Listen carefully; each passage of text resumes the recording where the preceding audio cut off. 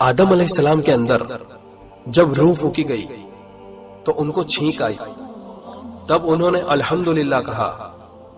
اس وقت جواب میں ان کو یرحمک اللہ کس نے کہا؟ اور آپ کے آپشن ہیں: اے جبریل علیہ السلام نے، بی اسرافیل علیہ السلام نے، سی تمام فرشتوں نے، ڈی ان میں سے کوئی نہیں۔ اور اس سوال کا صحیح جواب ہے ڈی، ان میں سے کوئی نہیں، کیونکہ اس وقت یرحمک اللہ خود اللہ سبحانہ نے کہا تھا۔ رسول اللہ صلی اللہ علیہ وسلم نے فرمایا، جب اللہ سبحانہ نے آدم علیہ السلام کو پیدا کیا اور ان میں روح پھونک دی تو ان کو چھینک آئی، انہوں نے الحمدللہ کہنا چاہا، چنانچہ اللہ سبحانہ کی اجازت سے الحمدللہ کہا۔